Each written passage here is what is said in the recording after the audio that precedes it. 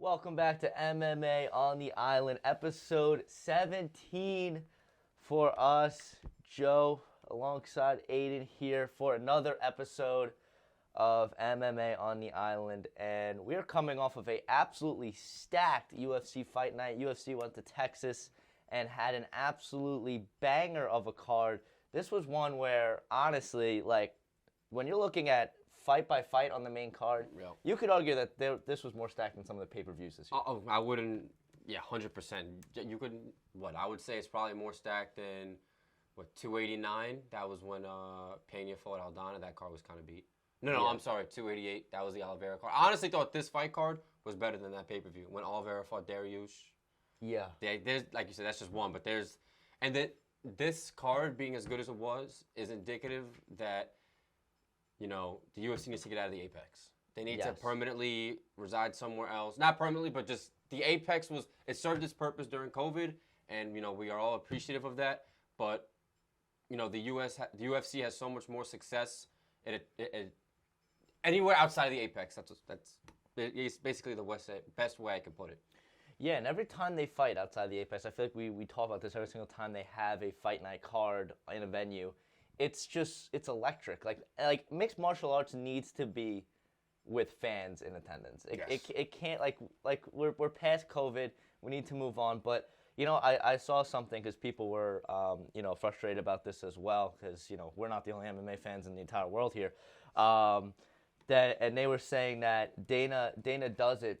He only does the fight night cards that are stacked at venues, and then when he has kind of these throwaway fight nights where there's only, maybe the main event's good and that's really it, and then they have a bunch of kind of, no-name guys and guys that aren't really fan favorites, they put him in the Apex because then he can use that as a way of saying that he sells out every single time he hosts a fight at a venue. That's true? Yes, because he was. He admitted that? He was flexing the fact that he had consecutive sold out arenas, and I think it was 10 straight or something like that.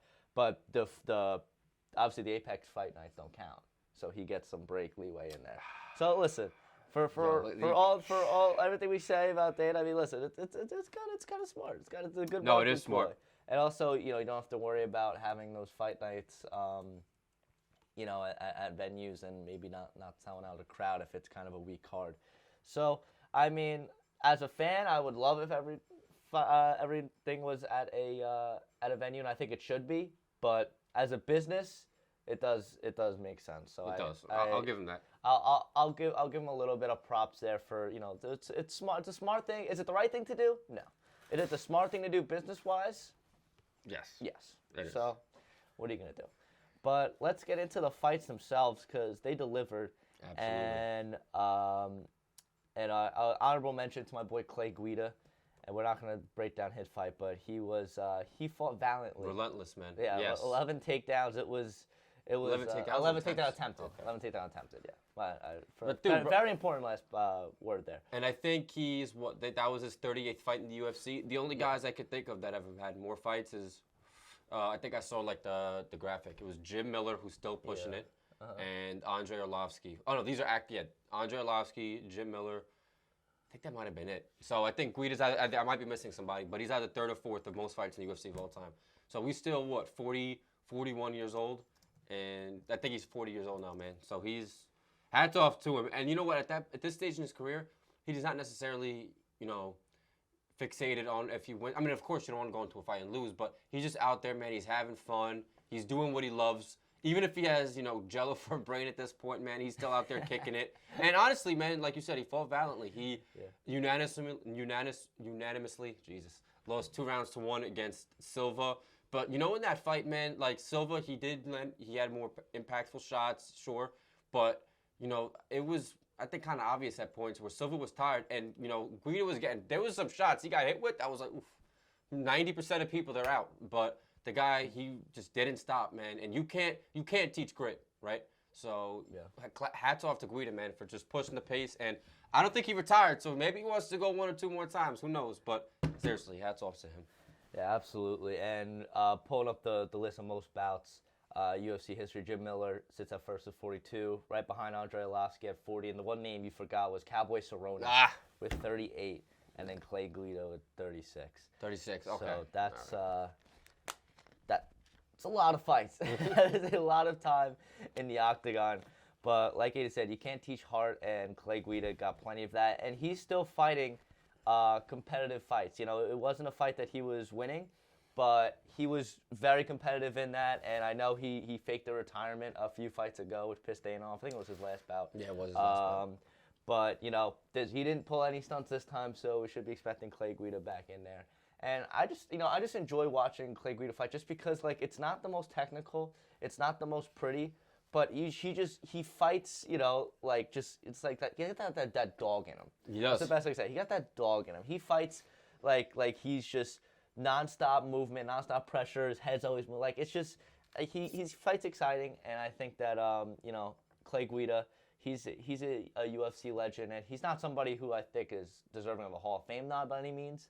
And some people were saying that. I'm like, listen, this nah. guy's never been close, remotely close to a title shot. Yeah. At least Cowboy, I don't know if he actually think he fought for the belt once. But even if he didn't, the guy was, you know, ranked a bunch of times. Like, yes, and he fought the best of the best. I mean, talking about Cowboy Cerrone, Clay Guida, you can't say the same. He's definitely fought some big names. But he's never been a highly ranked you know, guy looking for a title. He's always been in that mid to bottom tier in the UFC. But you got to give credit due in terms of longevity, though. The longevity is extremely impressive, and he's a guy. He may not be a Hall of Famer, but he is a legend. But no one can take that away from him, of course. Absolutely not. Yeah, but moving on from Big Clay Guida, the man, the myth, the legend. Let's move on to a fight with Sean Brady and Kelvin Gastelum. Gastelum moving down to welterweight, but Sean Brady dominant. Very dominant. We're just gonna talk about. I'm gonna talk about this real quick.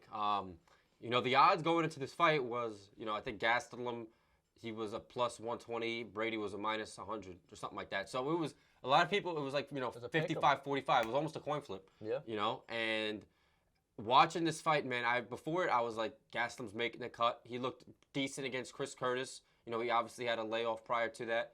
I'm like, maybe he's going to be strong at 170, but there was aspects of his fight game at 170 that, I'm sorry, at 185 that was missing at 170. I think his ability on the feet, you know, his quickness maybe, he isn't the same fighter as he was at 185. I can appreciate the move he made down, but, you know, the weight cut, but I don't know if he needs to go back up or what. But, you know, Sean Brady, I think a lot of people were, you know, starting not to disrespect him, but say after that, you know, fight against Bilal Muhammad in last October, that, you know, maybe this kid isn't, you know, they thought the hype train was derailed. And for that fight, you know, he admitted he wasn't himself in that fight. You know, fighters have that fight. He's still 16-1 as a professional fighter. That's a remarkable record, you know, and he's already beaten some great guys. And, you know, let's see, Vicente Luque he's beaten, who's fighting.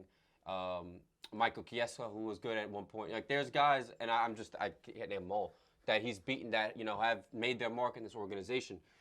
And, you know, in that fight, a lot of people might have not thought it was the most, you know, aesthetically pleasing fight because he dominated on the ground for the vast majority of the fight, but he still got that third round finish. And, you know, I think that's a primary fighting style of his. I think he's like a black belt in jiu-jitsu. I think most of his finishes are submissions. Yes. So, I mean, it's nothing that, you know, caught me by surprise.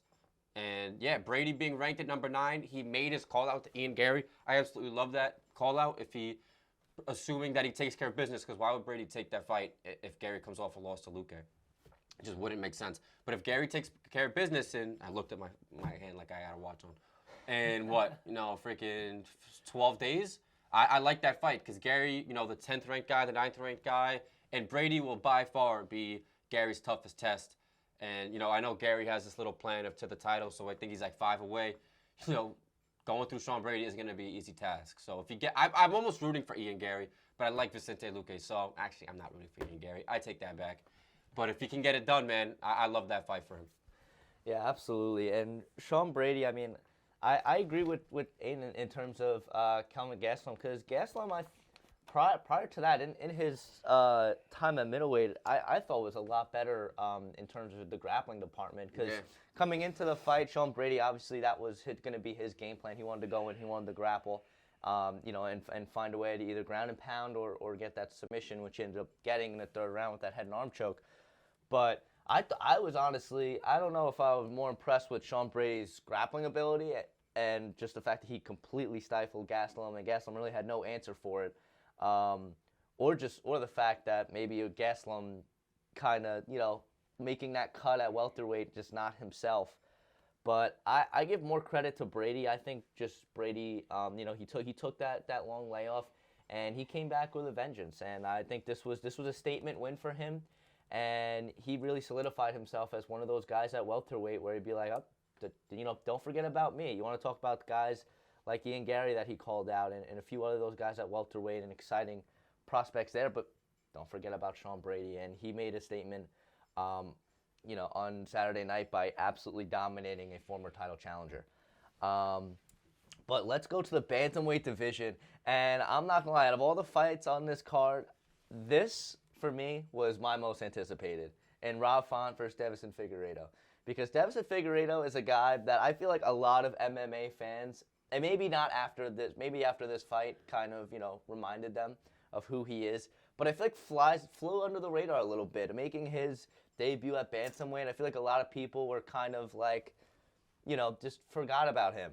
But he came in and he looked great against Rob Font. He looked healthy. So he looked good. Like he belonged. Yes, and he looked like he fit right in. And, mixing in the strikes with the takedowns.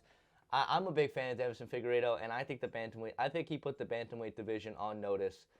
He had Rob Font hurt pretty bad. I thought he was going to get the finish. Oh, yeah, there was a couple times he was and it wasn't even just once. I think it was, I know round 2 for sure. But either way, there were times where he had, Rob Font extremely hurt, but he ended up, using the takedown and just ended up, cruising to a dominant win. That third round, yeah, he let his foot off the gas a little bit. Yeah. But, I mean, Figgy is somebody, he's used to these 5-round fights, and he got a quick 3-rounder with Rob Font, and he looked fantastic. I'm really excited for Figueiredo in the bantamweight division. I think he's I think the UFC would be doing him a disjustice if he's not 1 or 2 fights away from the title. I was gonna say 1, honestly. Yeah. I think Font was 8 going into this fight, ranked 8th. Yeah. Right, because Song is 7th. The rankings aren't even up right now, so I have to basically go off my dome. But I think Davison will probably be sitting at the 7 or 8 mark. And he's not a guy that needs to be, that he has to earn his way to the top. The guy was a 2-time flyweight champion, so he's already been a champion before. The guys like this deserve to be, I guess, speed-tracked to another championship because he's, like I said, he's already done it, right? So he's sitting at the 7, 8. If you throw him a fight with a guy like, I assume Sandhagen probably will sit out, but if he fought Sandhagen, right? Well, I mean, how long is Sandhagen going to sit out? Because we already got the O'Malley and Vera fight in March. And O'Malley, he's not a guy who strikes me as super active. I mean, he only fought once last year. So, I think a guy in Corey Sandhagen who basically, he's either a fight, I don't even think he's a fight away from the title shot. I think he's already deserving of it after Merab. So that fight would make sense. Maybe a Peter Yan, although I think Peter Yan, if he reverts to his old habits, I think Peter Yan would do some serious damage to Figgy. As great as he looked, there's only certain... To be the type of boxer that Peter Yan is, man, it doesn't come around often. So, But he could surprise me, man. I mean, who knows? But a guy like if he fights a guy in Yan or Sandhagen or something like that, and even if he only gets a decision on them, man, he doesn't need to have a flash performance. If he could beat one of those guys, no doubt in my mind he's deserving a title shot at 35. And those are the 2 names right there. I think you laid it out perfectly in Peter Yan and Corey Sandhagen, because Sandhagen, I think he's looking to return. Early to mid 2024. I think that's a good timetable for Figgy. Although Figgy yesterday, I don't know if it was from an interview this information came out or whatever, so I can't give credit to the source, but apparently he's ready to make a turnaround in 2 to 3 months. And we haven't seen Piotr Yan fight. That would be, something that he could make that turnaround at that point, obviously, because he hasn't fought in a while. And then Sandhagen, if he's healthy, could also make that return. So if Figgy wants to make a quick return, Piotr Yan might be that guy, but if he's willing to wait a little bit longer, Sandhagen, title eliminator right there, pretty much, #1 contender. I would be fine with that. But I mean, with Figgy coming to the bantamweight division, Aiden, it really kind of makes it even more crowded at the top. 'Cause it's already a division. We broke it down. Dude, the top 8 are like stacked. We broke it down back when O'Malley beat Aljo over the summer, and we were like, what to do with it. And we played matchmaker ourselves. But now with Figgy in the mix, another guy who is very much deserving of getting a crack at the title and getting, at the top, it's like now it's even more messy up there because, you got to think Marab and Cejudo. That's the fight that seemingly going to be slated to be. So the winner of that is going to want a title shot. But then Sandhagen coming back is he thinks he's either title shot ready now or a fight away. And then Figgy's on that same track. Petr Yan obviously has a say if he's able to get a victory against one of these top guys. Aljo obviously moved on. He's up to 145 now. Is he officially at 145? He's officially He at actually said that? Yes, it was. No way. Yeah, that was actually. When did I miss this? That was one of the things I was going to go over later. But, yeah, he officially made it clear on Mighty Mouse's podcast. It was last week where he said, I'm officially moving up to 145. And he actually posted something on Instagram that I saw yesterday, and he was like... Sean O'Malley said it's because he's insecure. Man, Sean O'Malley, he just shut his mouth. But, yeah, he was saying that he's weighing at 170 right now, and he's like, I don't know how I ever got down there. Sometimes I wonder how I got down to 135, but that's what, like he said, it was dedication. But, yeah, so Aljo's out of the picture at 135, but, I mean, there's a lot of guys there. But Figueiredo is somebody that I don't think any of those top guys wants to see because he is, one of the more well-rounded UFC fighters in the entire organization. And we've seen what he can do, holding the belt 2 times previously at flyweight. So he's obviously has a lot of credentials under his belt. And I think he has a lot of gas left in the tank. I don't think Figueiredo's going around anytime soon. No. But let's move on to your boy, who got an absolutely fantastic KO. Jalen Turner stepped in on short notice for the injured Dan Hooker against Bobby Green, and he made quick work of Bobby King Green with that first-round stoppage. And speaking of stoppages, and we'll talk about Jalen Turner, and then we'll talk about the stoppage, but worst stoppage, I think, in UFC history. No, that was bad, man. Like, there was a point where I thought the fight should ended, and I think I counted like 12 or 13 strikes after where the guy, Jalen, just kept banging.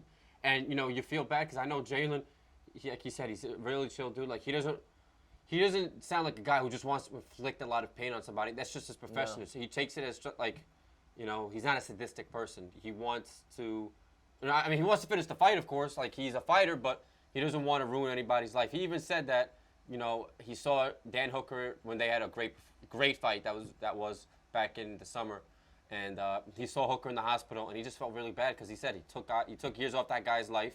I know Hooker fractured his hand. I think his orbital bone was cracked. Like he was, he's severely messed up, and you feel bad for Turner, because you don't want to feel like the guy that is long-term ruining, like taking years off a guy's life. So I understand that.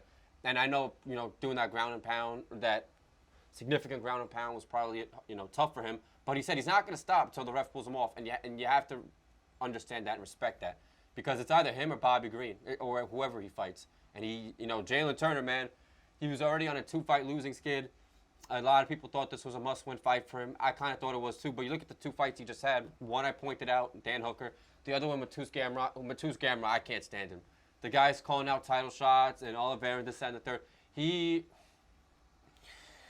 This isn't a Mateusz Gamrot podcast, but I almost dislike him as much as I dislike Bilal. And you really have to fucking be not likable. But he's making a case. But yeah, man, I honestly thought he won that fight against Gamrot. Well, I don't know. I watched that 3rd round, and all Gamrot did was hug him. So that's his style, though. But Turner has looked great. Even in his losses, and then obviously previous to that, he was on a 5-fight winning streak. I think he had 5 finishes. So Tarantula is significantly dangerous. He's a very dangerous dude in that division. The only thing that worries me is this is his 2nd fight where he initially missed the weight on the scale. He weighed in at 58. Well, he officially missed the scale weight when he fought Dan Hooker at 58. And then when he weighed in to fight Green, He initially weighed in at 57, and then he came back at 56. Right? You have to understand that he took this fight on, 2 weeks' notice? So you got to applaud that. And I'm sure the cut was harder, taking that fight on such short notice. But, the problem with him is he's 6'3". He's such a big guy. I was even looking at his fight yesterday against Vicente Luque. That was, I think, his first fight in the UFC. And even at 170, he looked like he was anorexic. And he looked super freaking skinny. Yeah. I honestly couldn't tell the difference between 70 Turner and 55 Turner. And I think John Anik mentioned, or whoever the commentator was, that Jalen Turner fight night he was 81. So he already went up 26 pounds from weigh-ins to the fight. In which I know Alex Pereira's went up 35 pounds. So it's not like uncommon. Exactly, an uncommon thing to happen. But it's just the guy's sucking himself a lot. But if he could make the weight, if he doesn't have these jump scares, if he doesn't scare the fans when he steps on the scale. I think, man, he could be really dangerous in this division. He's only 28 years old, man. A lot of the guys at the top, excluding Armand, which obviously Joe and I will talk about in just a moment, a lot of those guys are up there in age. Gaethje's 35, Poirier's 35, Oliveira's 35, Chandler's 36. Those are guys, right? 4 of the top 5, 6 guys that are up there in age. The problem is Islam is, 31, and he's a beast. But I'm not saying that Jalen can't ever fight for a belt. I think he can. I just think he has to clean up some things. I think his chin is a little fragile. But other than that, man, he has a very profound striking ability, and I'm really looking forward to watching him fight next year, rack up a couple wins, and make his ascension to the top like I know he can. Yeah, and he's just another guy in the lightweight division that again, similar to bantamweight, is very much crowded at the top. Yeah. But this was a huge win for Jalen Turner, as you mentioned, 2-fight losing streak, and they weren't fights that he was getting dominated by any means. These were 2 very close contests. Exactly. Split decision. So you gotta think for Jalen Turner, it's a tough sport where when if he were hypothetically to drop this fight to Bobby Green, looking at a 3-fight losing skid, he's probably fighting out of the rankings at this 100%. point. So there was a lot of pressure on Jalen Turner, especially taking this fight on short notice. But he really delivered in a big way against a guy in Bobby Green, who we've seen his striking ability. He's not somebody who is an elite talent. You're not looking at him to challenge for a title ever in his career. He's a veteran more than anything else. People thought that he was going to make that push. And I'm not going to lie, part of me was rooting for it. You thought he was going to? No, I was rooting for it. I'm a big fan of Bobby Green. He has had himself quite the career, and he's another guy who's fought a ton. That was his 22nd fight in the UFC. 22nd or 23rd. Yeah, that's man. Absurd. It is absurd. But you look at real quick, last thing I'll say on JT, is you look at his record, right? He's sitting at 14-7. When you look at, the overview, that's not an impressive record, 14 wins, 7 losses, right? Yeah. But, like I said, 2 of those losses were very close split decisions, and prior to the UFC, he had another split decision loss. So almost half of his losses have came into the hands of, the judges. But, split decisions, that means one of them thought he won. So he doesn't really get, he's not getting smoked in the fights that he loses. I mean, he fought Matt Favola, and Favola just, dominated him on the ground, and then he got knocked out against Vicente Luque in his first fight, like I had mentioned. Yeah. So Turner's right up there with these guys, man. If you look at his record initially, you might feel a certain way about it, but the way he fights, man, and the guys he's fought, he's a way better fighter than his record indicates. And like I said, for him, real quick, I was thinking about this before we started shooting this podcast on who I think he should fight next. I think who I would love for him to put away Renato. Because he's another one on the Twitter, man. He just loves to run his fucking gums. He likes to talk, calling these guys out. I don't think he's fought once this year. And I think this would be a really good fight, and he'd be fighting down for this fight. But I think as a fight fan, I'm not the only one on this. How about him and Drew Dober? And I know Drew Dober called him out a little while ago. But, Drew Dober, he made his way back into the rankings at 15. Green was 13, and Turner was 12. So I don't think he's going to go up. Maybe he'll go up to 11, but I don't really think that would make... Either way, he's going to stay from that 11 to 12 range, Turner. Yeah. For Dober at 15, that's not such a far fight in the rankings. You look at, they've both fought similar guys. I mean, Turner's fought for Vola. Dober's fought for Vola. They both have fought and knocked out Green. And Dober is such an impactful puncher. He's a very strong fucking guy at 155. I look at this guy and I'm like, my jaw drops. I know I'm gassing him up a little bit, but it's the truth. I love watching Drew Dober fight, and I know Dober's wanted that fight. I'm sure Jalen would take that fight. Just another way for, I guess, Jalen to ease himself back into that win column, get into that win stretch like he was. Because I would be rooting for Jalen Turner. Not rooting, but I would definitely bet on him to win. And, yeah, I think those are two very interesting matchups. But if he fights Renato, man, I hope he smokes him. Because Renato, he just talks too much, and he doesn't fight. Yeah, I think, honestly, the better matchup for Jalen Turner, I think, stylistically, would be a fight against Drew Dober. Mm-hmm. He has significant size advantage. I think that'd be he'd be 7 inches taller than him. Yeah, how Dober's all right, 5'8". Oh, really? Dober's only 5'8"? Oh, wow, I thought he was like 5'10", but yeah.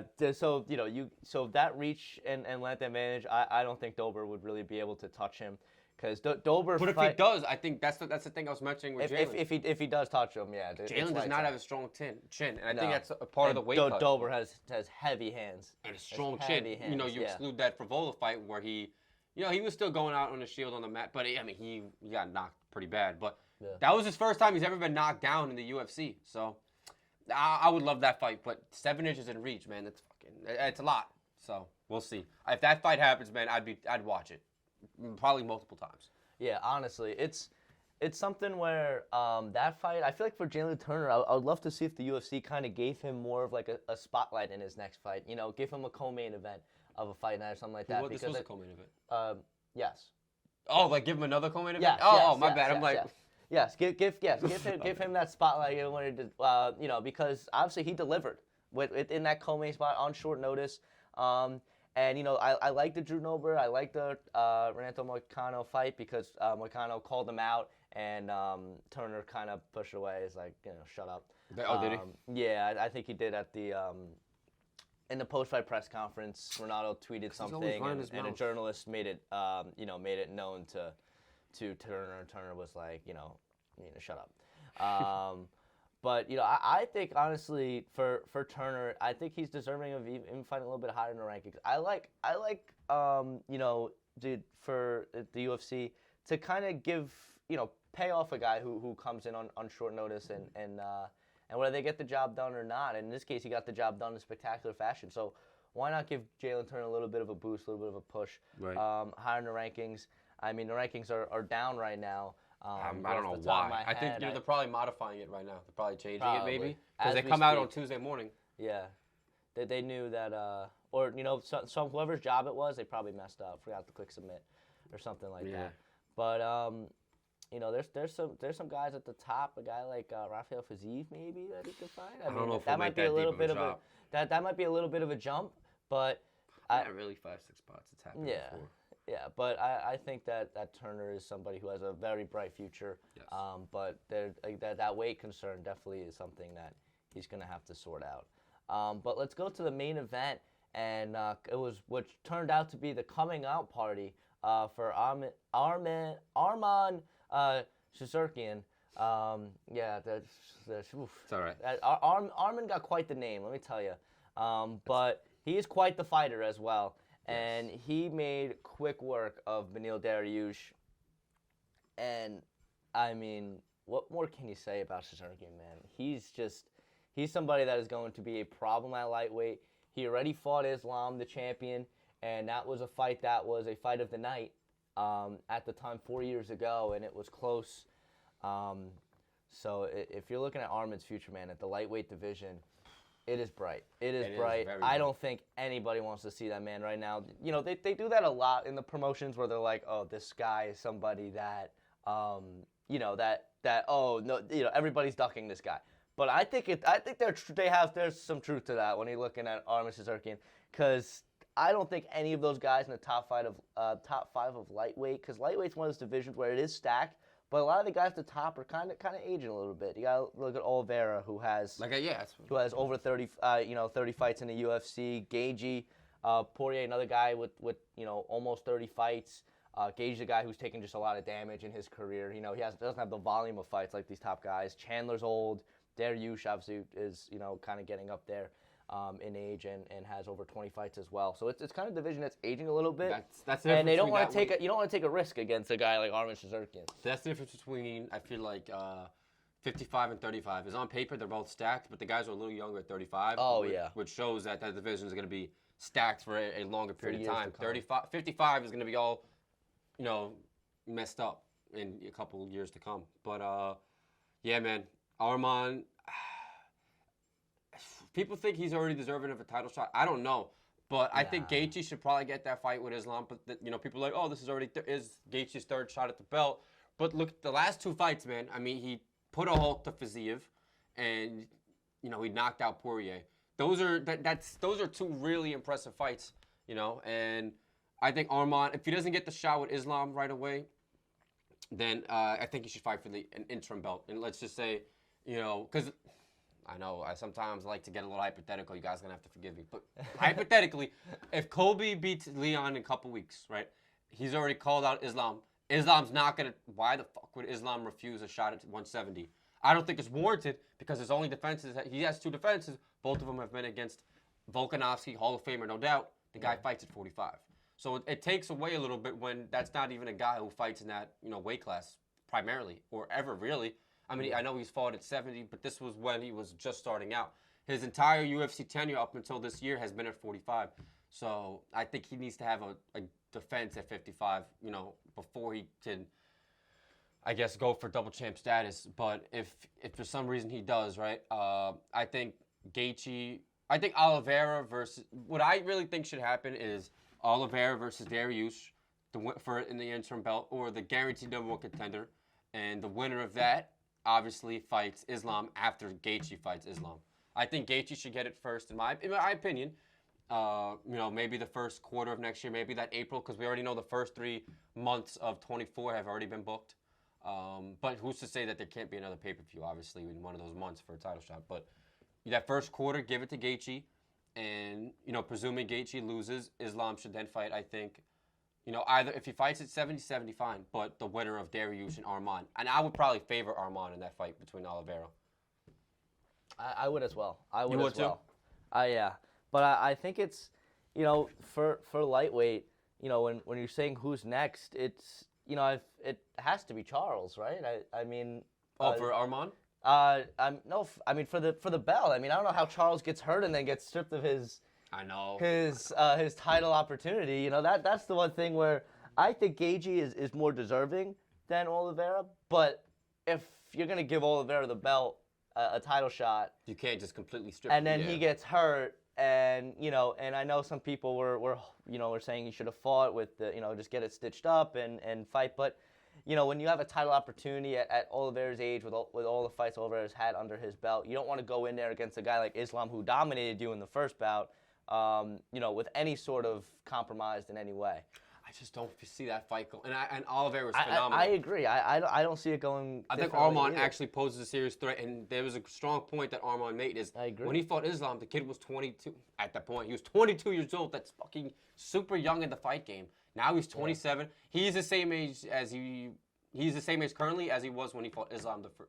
As Islam was when they fought. Islam was 27. Arman's 27 now. Yeah. Right. So I think Arman, man, that's probably Islam's toughest matchup in that division. Because Poirier, we could stand. He's a brawler, not a brawler. He's a dog, but I don't really see him. Gaethje maybe, man. Because if Gaethje could stay as poised and calm as he did in that Poirier fight, and not just throwing haymakers without really any, articulate planning, I think Gaethje could maybe pose some type of threat. I mean, he won the first round at Khabib. If that's something you want to applaud. When he fought Khabib, he did win that first round, and then he got put away shortly thereafter. But I like Arman. If he doesn't, because Poirier, this is the problem with Poirier, right? And I like Poirier, but I guess Poirier is entitled to the point where at this point in his career, he could pick and choose his fights. But he denied a fight with Dariush. And I definitely think he'll deny a fight with Arman. Poirier is he says on Twitter he wants to fight one more time before the year ends. He wants to stay relatively active, but he basically either wants to fight for the belt or, the guys he's already fought before. He doesn't want to fight these young and up and coming guys. Look at his last couple of fights. He fought Gaethje, and Gaethje's an up and comer. He's 12 fights in. He's a vet. Prior to that he fought Chandler. And then, before that, he fought Khabib. He fought McGregor twice, which McGregor's big money fight, but McGregor is no way an up-and-comer. The guy is what made the UFC. So I don't really see Poirier wanting to fight these up-and-coming guys, because if he loses to them, that'll set him back further in title picture. Yeah. And, Poirier's getting out there, man. Getting on up there in age, So I don't know. He's not going to take that fight with Arman. I think Gaethje would. Nah, probably wouldn't because he only wants to fight for the belt. Yeah, so it's kind of like, with the lightweight division now, you got, 3 guys who have their case. I don't think Arman is deserving of a title after that win against Dariush. Benny Dariush is a great fighter. I think that he, had his time. But I think, and I was telling my little brother that this when we were talking about the fights, and Dariush is a very good fighter, but I don't think he's at that. Like, he's somebody, he may have been ranked in that top 5, but I don't think he was ever truly at that elite level. No, and I would have to agree. You look at his 8-fight win. He, obviously prior to the Oliveira fight, he was an 8-fight skid. And, I could pull up his, actually I'll pull that up real quick. Because I know the guys he beat, man, they weren't anybody. The only guy who, was ranked that he beat was Mateusz Gamrot. And I already said my piece on Mateusz Gamrot. But, okay, he beat Ferguson. When Ferguson, I think he was already on his 4-fight losing skid. Yeah. He beat Diego Ferreira, Scott Holtzman, Drakkar Klose. Oh, he submitted Drew Dober, Daigo Moses. All right, so, maybe 3 or 4 of those guys were, decent. Maybe. But I feel like that 8-fight win streak was a little overappreciated. To go on an 8-fight win streak, man, that's in the UFC. Hats off to you. Doesn't matter, I guess, who you're fighting. But, for that statistic to be a reason for him fighting for the belt on those wins, it's tough. And I'm gonna mention him, a guy like Bilal, all right. And I dislike him a lot, but that's more because his annoying personality. But you actually look at his fight win streak, he deserves it more than anybody, 10 times more than Colby. And I love Colby, but if you're talking about just deserving based on the guy he beat Gilbert Burns. Granted, Gilbert was hurt. But he beat Sean Brady, like I mentioned. He's beaten Luque. He's beaten Wonder Boy. There's other guys too. He's beaten really fucking good guys. Dariush beat 2 or 3 decent. Yeah. Dober's been ranked, but he's never been in that top 10. Daigo Moses, he was good at one point. And then, like I said, Gamrot and Ferguson when he was already on his descension. So if you compare those 2 win streaks, one surpasses the other one by a lot. So, like you said, I agree with you a lot. Dariush was never a top 5 guy. But that's why I'm kind of skeptical on Oliveira getting that title shot again. He was already granted it, so he got hurt. Give it to him, of course, because that's just the right thing to do. But for him to just beat Dariush, and like what we said, he wasn't a top guy, and to get that title shot, I don't know, because Arman did the same thing that Oliveira did in worse fashion. Yeah. More, better fashion rather. So yeah. We'll see. But it's because it's one of those things now where it's almost like Oliveira kind of, with the way that the division has gone these last few months, has kind of aged out of the the immediate title picture. But I mean, in terms of, I guess, in the eyes of the larger MMA community. But I mean, I still think that you have to do him right and get him that fight. But it just sucks because now you're looking at we don't have Islam's next fight schedule. So the hypothetical fight with Charles isn't even booked yet. So you're looking at maybe earliest February, March for that, maybe. And then you got to look for and then Gaethje would obviously be next in the summer. But so it's a long time. That the lightweight division's kind of booked up in terms of the title picture in the immediate future. I know you talked about Islam's potential fight with Colby. Colby has to win first, so this is all. Yeah, and he so has a tough I test ahead of can't. him. But I don't see him winning. So I think that kind of puts out the rest. I'm so looking forward to next week. We'll get to preview that card. I can't wait. But nonetheless, I think that Arman is somebody who definitely needs to be fighting in the top 5.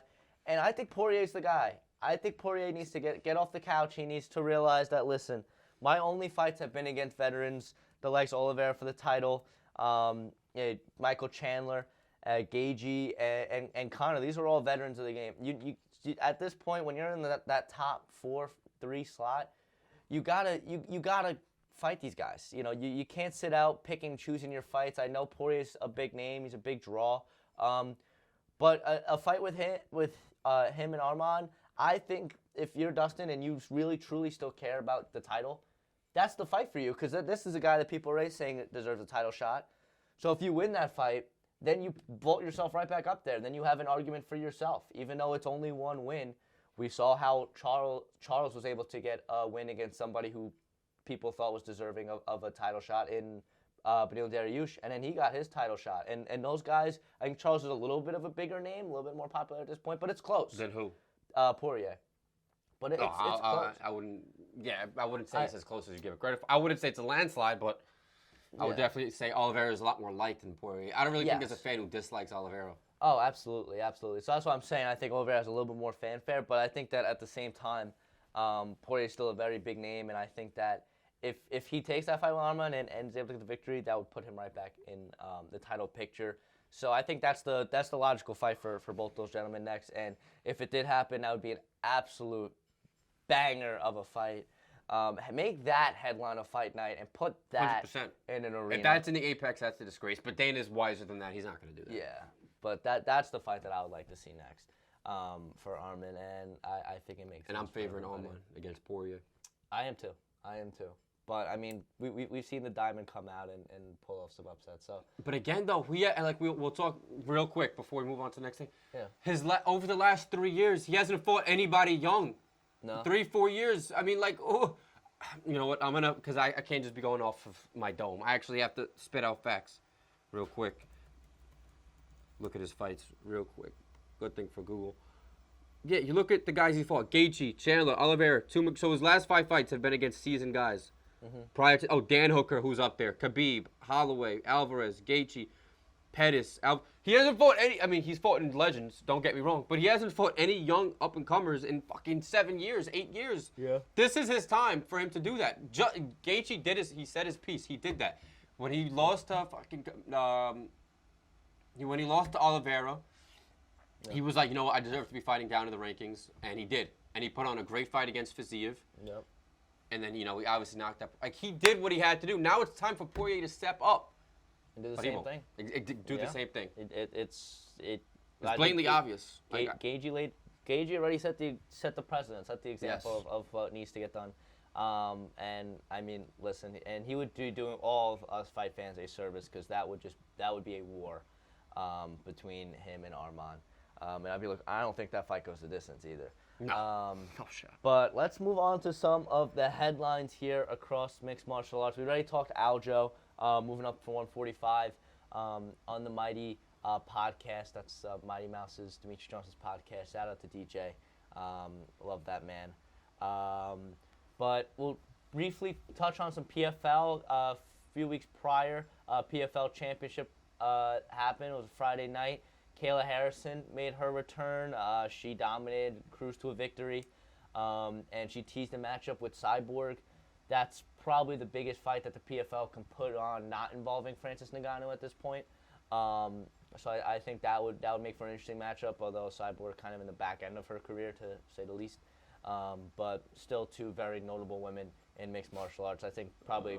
I think women is generous. Nah, I'm just like... I wasn't gonna say. I have to say, man, when Harrison was calling out Cyborg, dude, I was like, good God, her neck is the size of my quads. The woman, a lot of masculine testing. Do they have a? Yeah, I don't think they have like a legitimate testing. PFL testing. Do they have? I don't know if the females just get overlooked. They're not doing anything. But, yeah, I'd have to... Oh, you'll never guess who they got. USADA? Yeah, they got USADA. That's hysterical. It's very hysterical. So now PFL has USADA and UFC. Just say goodbye to USADA. So, but, I mean, I think USADA needs to maybe go to the Harrison household. Yeah, I think so. Matt, what do I know? What do I know?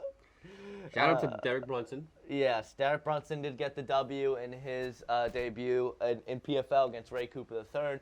That fight brought up a very interesting thing, which is in the PFL rule set. So I don't know if you know this, but in that fight against Ray Cooper III, Derek Brunson had him down and was laying ground and pound on him, but you're not allowed to elbow when you're on the ground in the PFL.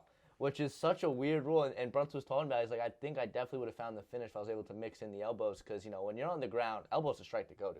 That's where you're making the damage. A lot of the guys do You're that. cutting guys open. That's the punches are great, but when you're at that point, you use your whole body and lay an elbow. That's the strike to go to. So when, Brunson limited in that capacity, unable to get the finish and had to, leave it up to the judges, which he dominated the fight, won. That wasn't a problem. But it's a crazy rule that PFL doesn't allow elbows, and people were saying that it's because they want the fighters to have a quick turnaround because of that season format. They need these guys to keep fighting. But I mean, it's kind of taking away part of mixed martial arts. But you know what? And I want to say something about like the PFL difference between them and the UFC. Going away from the rule, but you look at like the disparity in competition, man. I mean, Brunson went there and he dominated a guy who I think he was a former PFL champion, Ray Cooper. I think he won the belt a couple years ago. Yeah. And Brunson obviously his last few fights in the UFC, he was heading on out there, and he wasn't a top 10 guy in his weight class anymore. And for him to go out there and beat a pretty prominent fighter in the PFL weight class the way he did, in his weight class, the PFL the way he did, man, says a lot. And Brunson, the guy looks like he hasn't aged. It's ridiculous. The guy has had the same face and everything. Obviously, he's had the same face, but like, stupid. But like, he's looked the same for like 5-10 years. Or it's ridiculous. And he's what, 40, 41 years old? It's nuts. He might be having a little something sprinkled in his protein shakes. Who knows? I doubt it. It is protein shakes. I love it. But finally, to round it off, the PFL championships. Oliver Aubin Mercier, I apologize if any of that was wrong. The Canadian gangster, as they call him. That's my favorite nickname. The Canadian gangster's fine. That's pretty tough. But he defeated Clay Collard, unanimous decision, and he decided to hang it up. So shout out to him, one of the better Canadian fighters of all time. I mean, we all know who's the best. But then it is his trainer, GSP, in case you weren't aware. His trainer's GSP? Yeah, he trains with GSP a little. I don't know if it's his trainer, but I know that he does some work with the best that Canada has ever produced, mixed martial arts wise, and ever will. I don't think there's a Canadian that's gonna top Georges St. Pierre. But he retired, hanging it up. Shout out to him. He finished his career on a 2, 3, 4, 5, 6, 7, 8, 9, 10 fight win streak. Good for him. So shout out to him that he's back all the way to 2021. And in his 26 professional fights to end off on a 9-fight win streak, end off with a belt, and that nice $1 million check. Was that his first time ever winning the belt? No, he won the belt last season as well. So he was defending it technically in the PFL season standpoint. But outstanding work by him, and I watched this card. I like the PFL's. I like this championship format. It makes it more of unlike the UFC where it's more like boxing where they just have title holders. They make it like, okay, you're winning the belt like a championship, and then a new season happens like football, basketball, baseball, all the other sports that aren't people punching and kicking people in the head.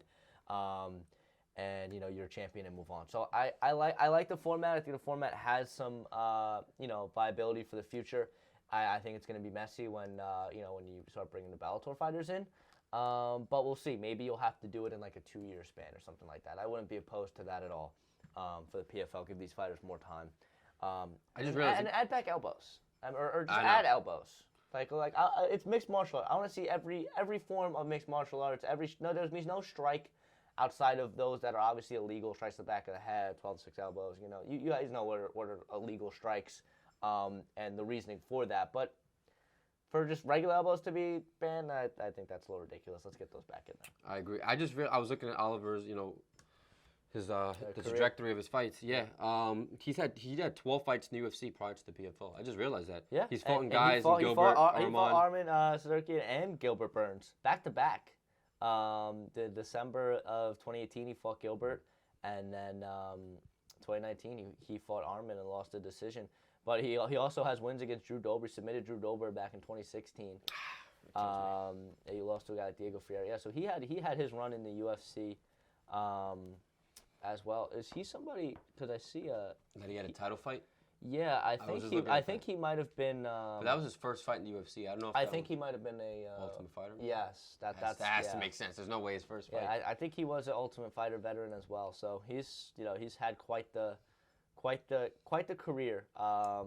And it's good to see guys. The UFC obviously the premier organization for mixed martial arts, but for guys to be able to go have their spotlight and make a great career for themselves elsewhere is something I love to see personally. But for the PFL, in other news, they renewed their deal with ESPN, so their fight's going to continue to be on ESPN, which is bodes very well for their future. PFL, ESPN, that's where the eyeballs are, and it's the same place that fight fans go to watch the UFC. So when you have when you're using the same platform, makes it a lot easier for fight fans to find you because they already if you're a fan of mixed martial arts, you already have that ESPN Plus account to watch these fight nights in general. So PFL adding right onto that, good business decision for them to continue their relationship there. But next, let's go into something that's a little outside of the cage, if you will. We're going to talk a little bit of Ian Gary and his beef. It started with Sean Strickland, and it has kind of unraveled. So let's get into it. It started with Sean Strickland calling out his wife, and who is a little bit older than Ian Gary. I think it's 14 years. She's 40 years. That separate the two. They just had their first child. But Strickland called him out, and I want to.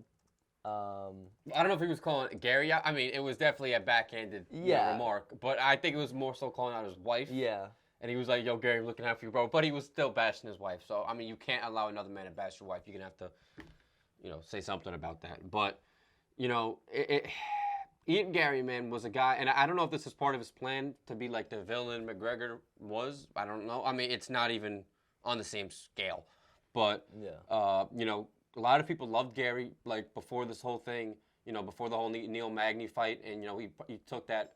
Magny, the thing he said about beating his son, I think he took that way out of context.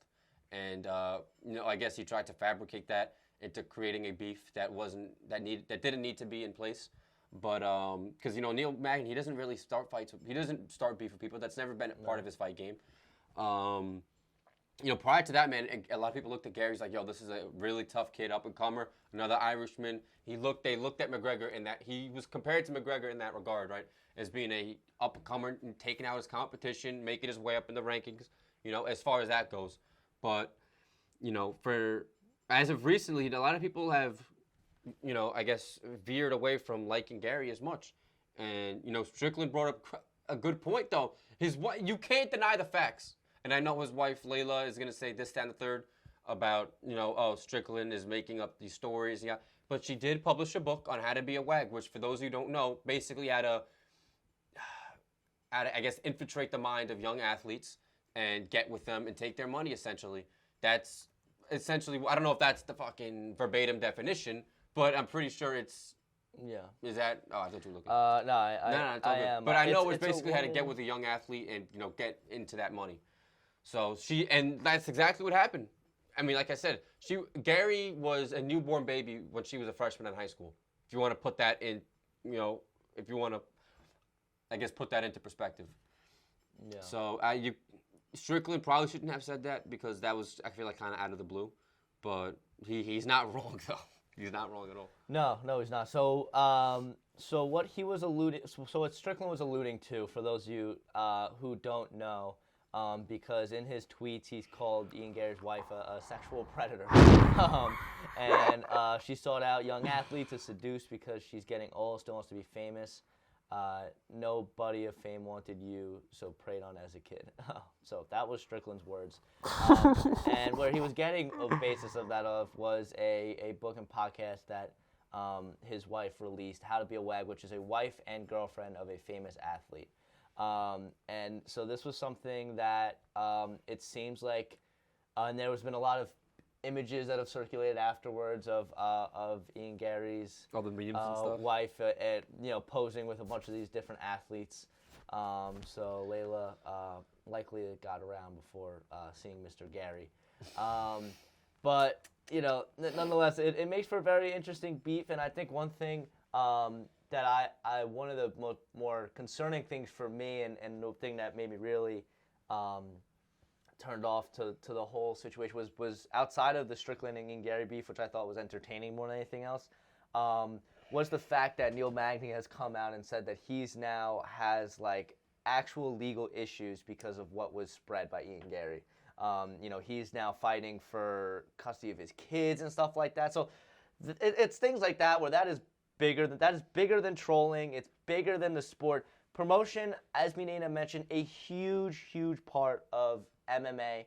And if you want to be a mixed martial arts professionally, you need to make a brand for yourself. You need to make a name for yourself, because there's numerous examples of guys who have made their careers off of the personalities rather than on top of what they're able to do in the octagon. But when it gets to the point where you're impacting people's personal lives, and now Neil Magny has to, is dealing with all these issues, and you're talking about his children now, that's something I really am like turned off by. So if I was Ian Gary, he didn't issue an apology or anything, which I think is kind of messed up. Because if I was me, I would feel horrible. I know you're trying to promote a fight, but when it gets to the point where you're threatening and you're hurting their lives outside of the octagon, it's not good. No. So Ian Gary is right now seems to be the heel of the UFC, and there's been a lot of stuff going on with him outside of the octagon, and let's hope that's not a distraction for his fight upcoming in 2 weeks. Hopefully he can kind of. I hope he loses. I think a lot of people at this point do. I like Luque, man. Oh, I love Vicente Luque. He's one of my favorite guys that aren't really in the title picture, aren't one of the the best guys, but he always puts on banger fights, and that's what I love about him. I mean, take away that RDA fight. Yes, that was so disappointing. I was really excited for that. The Battle of Brazil. Exactly. Did not live up. But let's go over some Dana White shenanigans, because he had a lot to say these past 2 weeks, and I'll recap it for you.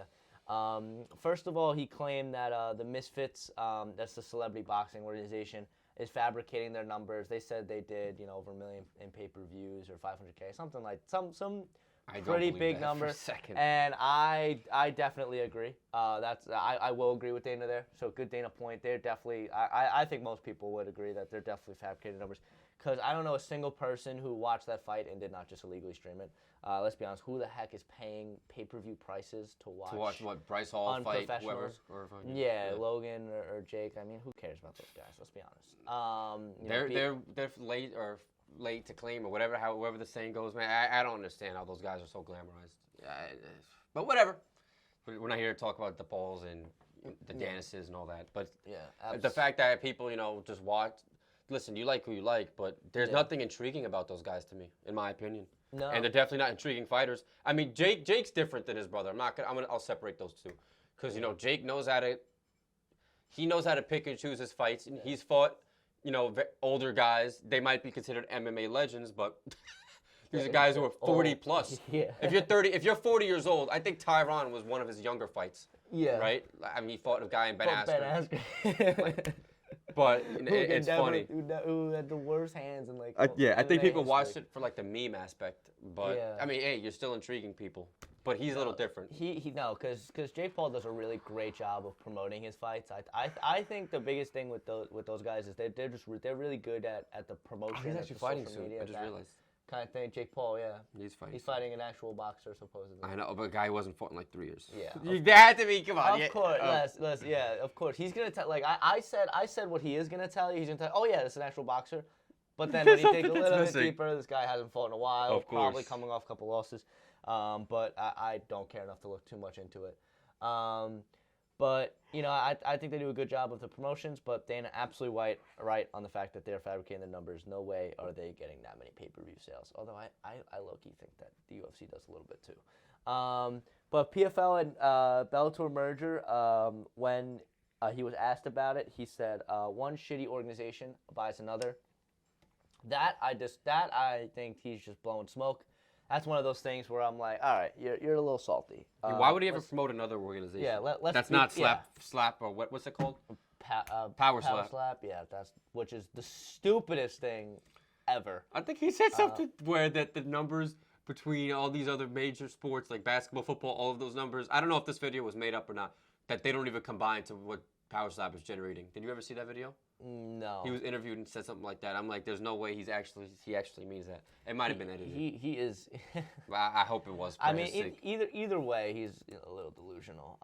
That's kind of been known. But I mean, I think he's a little salty there. But then he was also claimed on a podcast because we planned on there was a plan to film last week, so I just had all these notes of things that he said. So I'll go through it quickly, continuing. He said Khabib's crew in Dagestan could take over soft America, quote unquote. And Nate Diaz had something to say about that. What did he say? He was just like come to 305 or something like that. So something like that. Dang. He was just calling BS. But one thing that I think was very interesting, and I want to get into a little bit more and a little bit of who me and Aiden speculate who this could be. He's been teasing this non-Conor McGregor involved super fight that could take place within the next year. Wait, what is he? What?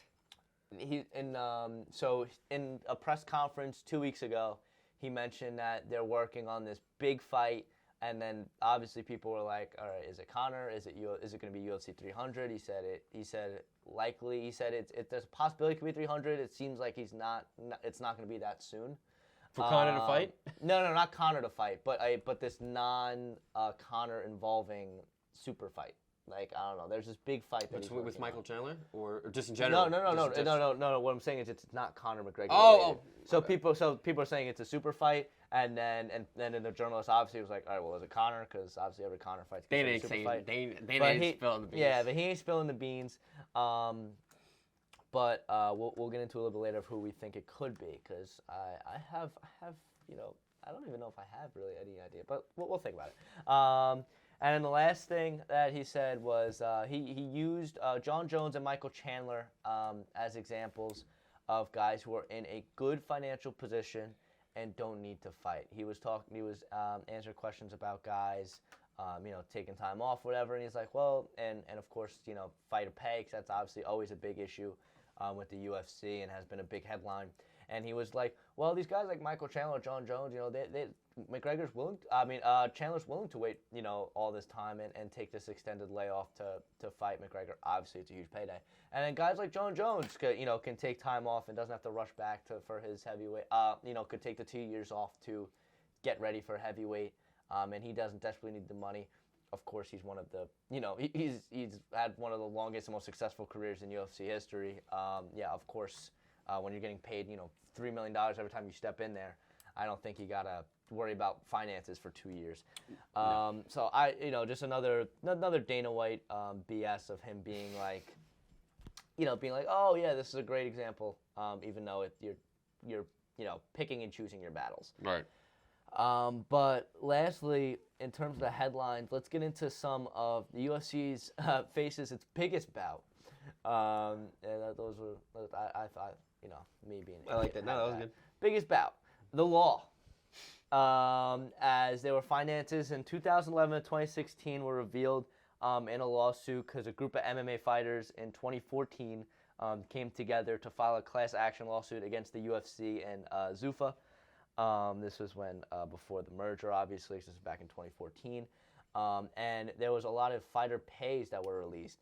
So there was a lot of interesting fighter pays there, and let me go to the most notable. So where am I going here? So I wanted to. There was some headlines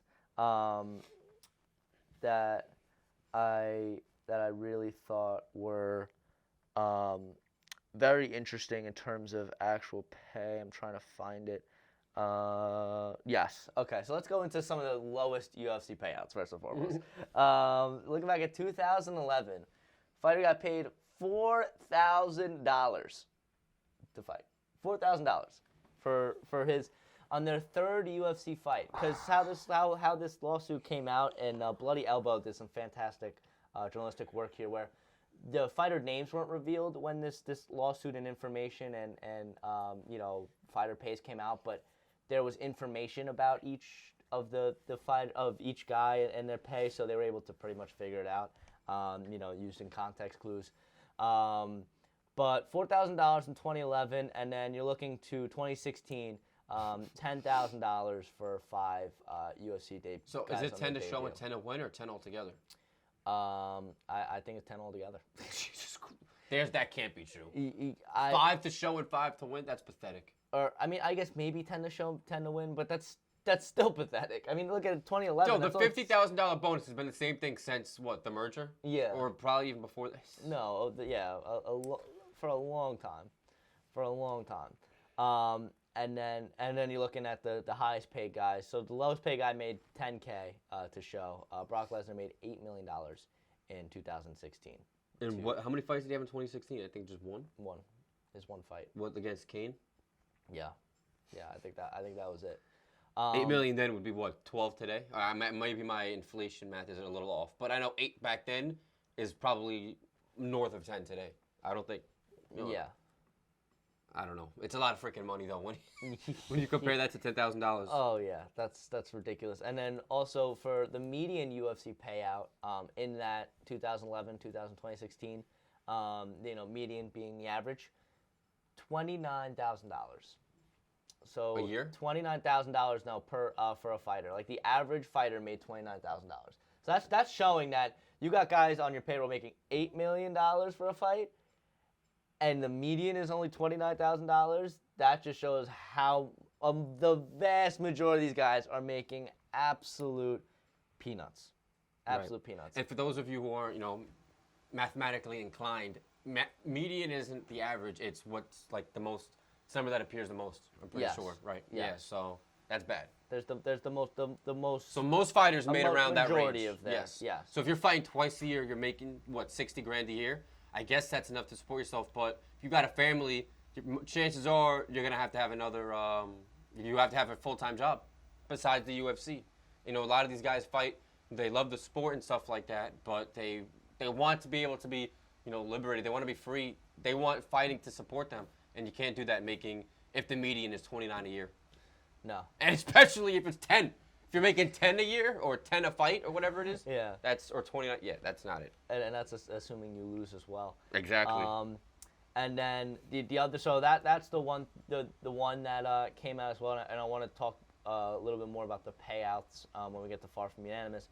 But the merger with the UFC and the WWE is now being sued by some investors, as they were saying that it was just Vince McMahon's way of getting himself back into the WWE's board of trustees and to merge with Endeavor's UFC. So a whole other issues there with UFC legally outside of the octagon. But I thought those fighter pay statistics were kind of wild. That's sad, man. And just proves the point that Dana's scumbag. But we're going to move on to Far From Unanimous now. And, let's start with these fighter payouts. And, I'll let you take it's the first, I think it's the first one where it's these fighter payouts. And so out of this Bloody Elbows report, which of the payouts were most surprising, and whose do you think was the least deserving? Now, my answer is very clear. Mr. CM Punk, it was disclosed he made a little over $1 million, made $1 million for his one bout with Mickey Gall, back in, what was that, 2015? I think it was. Yeah, he had 2 fights in the UFC though. Yeah, but I mean the one that was revealed, $1 million. I think it's very clear that was the least deserving. And I'm gonna say something, and I'm gonna have to disagree with you slightly on that. Yeah. Listen, and Dana's right on the fact where, you make what you're worth, right? And I still think $10,000 is disgusting, but CM Punk. I know it's the WWE, but a lot of freaking people, especially a lot of younger kids, maybe not so much people our age. Well, actually, no, there's still a lot of adults who go to the WWE events. Oh, there are people who are fans. That's what I'm saying, bro. A lot of people watch WWE. Yeah. And when you go back, 2013, 2012, CM Punk was top 3-5 stars in that order. I used to watch that stuff, and I was very heartbroken when I found out it was scripted. But as a naive little kid, it is what it is. How old were you when you found out? Like 11. I was up there in age. I was very hurt. School, and he's Bro, like, because I went to WrestleMania 29 with John Cena. I'm gonna sound like a little pussy, but when John Cena fought The Rock and The Rock got pinned in MetLife, I cried. I was so upset, bro. I was very discouraged. Oh, that's awesome. That's awesome. Dude, I was how old were you? 2013, I was 9. Just 10. Yeah. No, that's what I'm saying, bro. But I used to love that stuff. Yeah, man. you're a little kid, man. I know. But CM Punk. But my point is, though, he was very big in the WWE, right? I mean, MetLife was packed. So for him to make that that transfer to the UFC, even though people knew that he was probably gonna get his butt kicked, people still wanted to tune in to watch him fight, and that's where the whole you make your worth thing comes into play. So like I said, even if people knew CM Punk was gonna get his butt kicked, they still wanted to see him make that appearance in the UFC. So I can understand why he got $1 million. And same thing with Brock Lesnar. But Brock Lesnar, not only was he a WWE champion, he was a NFL player. He was a Division I champion. Like, he had all these prior accolades that led him to being as profound as he was in the UFC. I don't agree with the disparity, but if these guys are making that much for simply who they are, I can kind of understand that. Yeah. I mean, in Brock Lesnar's case, I think it's a little bit different, for me at least, because Brock Lesnar was fighting the best of the best. He was challenging for a title. But you're looking at CM Punk on a one-off thing to just, for the UFC to throw him $1 million just for that one fight, and then who knows what he made in the second bout. But probably not as much. Probably not as much, but I would assume it would be close to it because, again, these guys are under contract. It wasn't $29,000. So, yeah, no, it wasn't close to $29,000. So that's something that it's frustrating. But then when you're looking at something that's extremely alarming for me, and these fighter pays one of the biggest ones, Demetrius Johnson, the champion at the time, only making $245,000 in his fight against Henry Cejudo and $350,000 in his fight against Tim Elliott. That's alarming. Yeah, that's unreal for me, and I think that the UFC had continued to do DJ a disjustice there, and the guy defended the belt 11 times. Yeah, and it's frustrating, but. I mean, for me, those were the big numbers. Conor was making, 2, 3, 4, 5 million.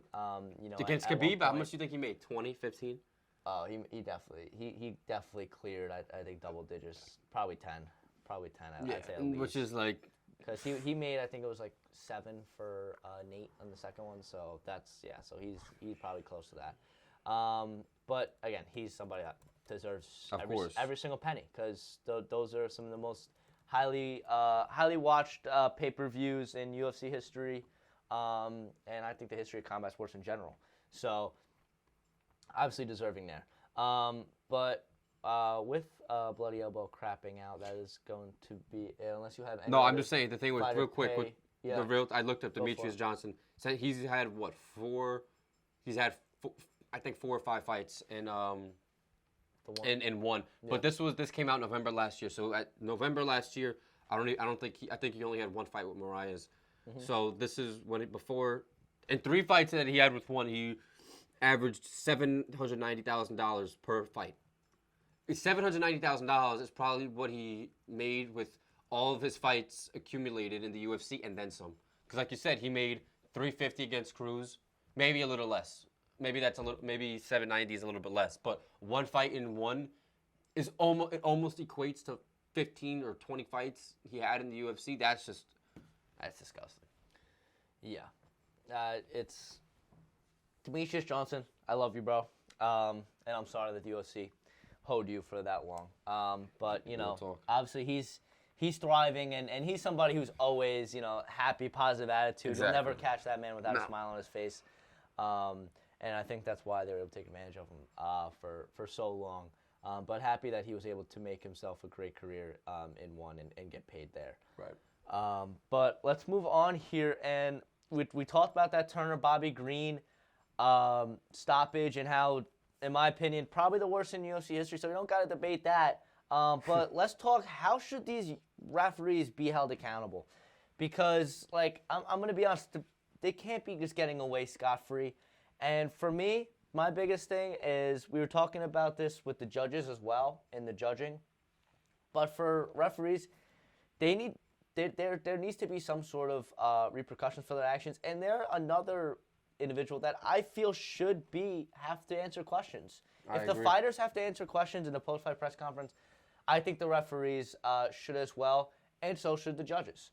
Yes. So, and we talked to judges, but for the referees as well, because there's decisions made in the octagon that can severely impact the fight. You know, you're talking about, obviously, that stoppage, you know, when he stopped the fight wasn't going to impact the overall outcome, but to protect the fighter, he did a horrid job at that, and that's really what the referee's there for, to protect the fighters. But, you know, there's also times where there'll be, you know, illegal strikes, whether it's a groin or something else, and the referees will have these guys fight on, and that'll significantly impact the fight, or they'll stop the fight too early, which we have seen numerous times. So if I am, you know, a mixed martial arts organization, or, you know, whoever would be able to control such a thing, I need these referees to be on the stand answering these tough questions that these journalists ask in the same way that these fighters are. I think it's only fair, and, you know, and I think it would avoid a lot of the things that you see, because these officials know that, hey, you know, I'm gonna have to answer for these mistakes. I think they should be suspended. Like, if they, like the guy who, Me too, as well. You know, the guy who refereed the Bobby Green fight. I think, like, you know, this is how they make their money, right? So just like in any job, you mess up, you're held accountable for your actions. You know, you're reprimanded, and then, you know, you get fired, or, you know, you take a leave of absence without pay. Whatever it is, you have to bear consequences in, you know, actual real life jobs. You know, that isn't the UFC. Not, you know what I mean, right? So for these referees or these officials, you know, you make a mistake like that where there's no way you could argue that stoppage was not late. Like I said, I counted like 12 strikes after that, but that's just me. Any rational fight fan would have counted close to that, or maybe 8, I don't know. But, I mean, Bobby Green was on his freaking stomach, and JT was still landing 10 strikes, 12 strikes behind when Bobby Green couldn't even defend himself. I mean, you can't get any worse than that. And I've watched a lot of fights, and there's been a lot of questionable stoppages, but that one fucking, it's at the top of the list. I think maybe a year or 6 months or something like that, because like I said, these are how these guys make their money. And now, you know, you see officials, they make mistakes like that. Now the other officials realize, all right, maybe I know when to draw the line. And they should, because what is the criteria for being a judge or a ref? I don't know, right? But I guess these guys meet it. But when you do an officiating job like that, it raises a lot of questions. But I think that guy should definitely take some time off. Yeah. So, you know, outside of being held accountable on terms of having to face the media, I think suspensions and stuff. And I think that there may be something in place for that. Again, I'm not 100% sure. I'm not the one, you know, giving out these officials, you know, in charge of that kind of thing. But I think accountability is a huge aspect of, you know, just life in general. And I think that the UFC and the larger mixed martial arts world and these organizations have to do a better job of holding their guys accountable, especially the referees, as, you know, could have taken years off of Bobby Green's life with those strikes. Right. But last thing, so UFC President Dana White teased that super fight. So for our last question on Far From Unanimous, what would you like to see as that super fight? And then in comparison, what do you think it actually will be? Honestly, bro, I'm not. Maybe McGregor Islam, but has nothing to do with McGregor. So there goes that. Fuck, dude. I have to really think about it. You know, I think. See, what I would want it to be, is entirely different from what it may actually be. What I would want it to be, would be something involving a return to GSP. Because I love George St. Pierre, so I'd love to see him fight again. And anytime that he fights, it would be kind of a super He hasn't fight. fought in what, 6 years, 7 years? Yeah, I don't know. He's old. He's old. Yes, he's old. He's up there in age, but he's always training. He's always in phenomenal shape. Right. But I would want to see something involving GSP in a super fight, and it could be against anybody. I mean, maybe even another guy who's kind of, the retired and out of it. I'd love for Khabib to come back, but I doubt it. Oh, Khabib. He's not coming back. Khabib coming back would be crazy. He would make $30 million just to come back. Oh yeah, but he would make some stupid money. He is not. Clearly not training. He's clearly not in a measure. No, I think he's training, but I think he's eating. Yeah, Obviously. I mean, I don't think he takes a genius. He's training, but he hasn't put down the fork the and fork knife. just a little bit. But he deserves that. But what I think it really is gonna be, and it was something that we mentioned on the podcast a few months ago when the rumors were circulating a little bit. I think it's gonna involve Ronda Rousey. I think it's gonna be Rousey coming back.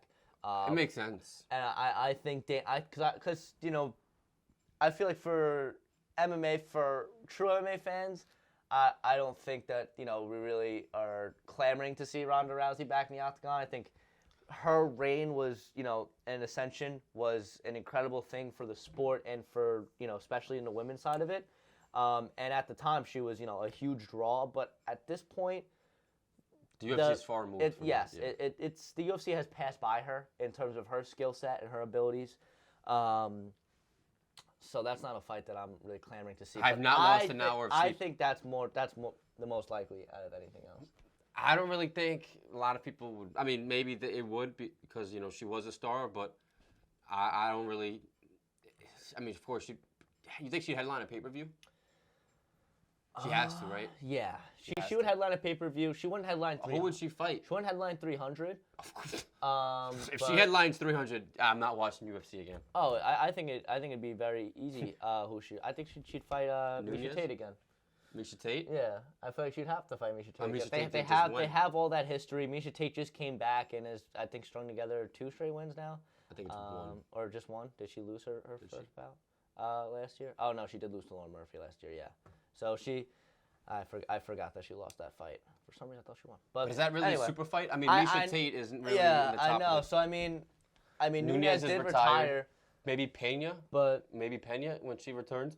But Pena's not even fighting for the belt. We already had, we have the Juicehead versus Raquel Pennington. Yeah.